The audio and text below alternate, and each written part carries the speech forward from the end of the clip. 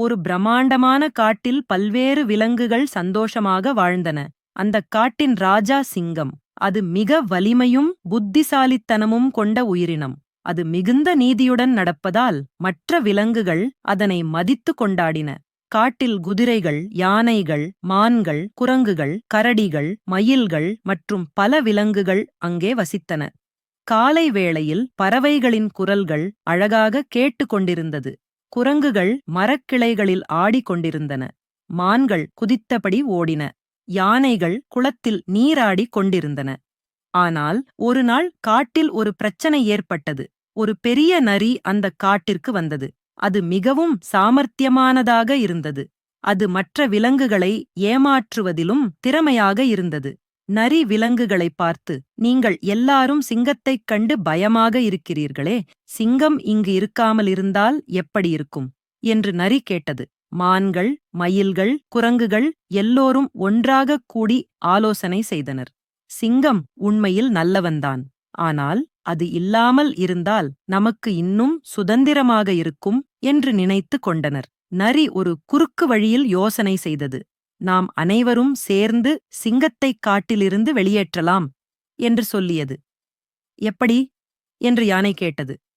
நாம் சிங்கத்திற்காக ஒரு விழா நடத்தலாம். அதில் நாம் அதை ஏமாற்றி காட்டின் எல்லைக்கு அப்பால் கொண்டு சென்று விட்டு விடலாம் என்றது நரி. விலங்குகள் எல்லாம் நரியின் வார்த்தைகளில் ஏமாந்து போயின. அவர்கள் சென்று விழா நடத்தத் தொடங்கின. சிங்கம் விழாவிற்கு வந்ததும் எல்லோரும் அதனை மகிழ்ச்சியுடன் வரவேற்றனர். விழா மிகச் சிறப்பாக நடந்தது. இறுதியில் விலங்குகள் சிங்கத்தைக் காட்டிற்கு வெளியே அனுப்பிவிட்டனர். சிங்கம் இல்லாததால் எல்லா விலங்குகளின் மீதும் நரி அதிகாரம் செலுத்தத் தொடங்கியது. இனிமேல் நான் உங்கள் தலைவன், என்னுடைய கட்டளையை கேட்க வேண்டும் என்று நரி அறிவித்தது. மிகவும் நல்லவனாக நடித்த நரி இரவு நேரங்களில் எல்லா விலங்குகளின் உணவையும் திருடத் தொடங்கியது.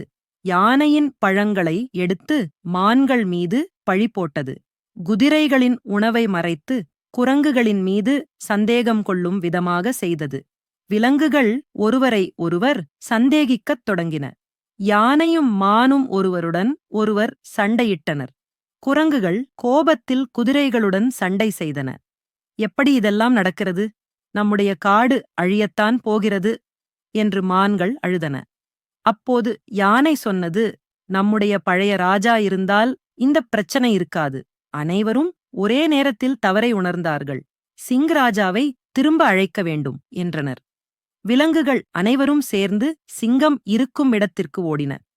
நீங்கள் எங்களை மன்னித்து விடுங்கள், நாங்கள் தவறு செய்துவிட்டோம், நரி எங்களை ஏமாற்றிவிட்டது என்று அவர்கள் கெஞ்சினார்கள். சிங்கம் சிரித்தது. ஒருவரை நம்புவதற்கு முன் எப்போதும் யோசிக்க வேண்டும் என்று அறிவுரை கூறியது. விலங்குகள் தாழ்மையுடன், இனிமேல் யாரையும் சுயநலத்திற்காக அனுமதிக்க மாட்டோம் என்றன. சிங்கம் அனைவரையும் அழைத்துக் கொண்டு காட்டிற்கு திரும்பியது. சிங்கம் காட்டிற்குள் வந்து ஒரு கர்ஜனை செய்ததும் நரி பயந்து ஓடி மறைந்துவிட்டது. சிங்கம் மீண்டும் அரசனானது. அதன் பிறகு விலங்குகள் அனைவரும் சிங்கத்தின் நீதியுடன் சந்தோஷமாக வாழத் தொடங்கினர்.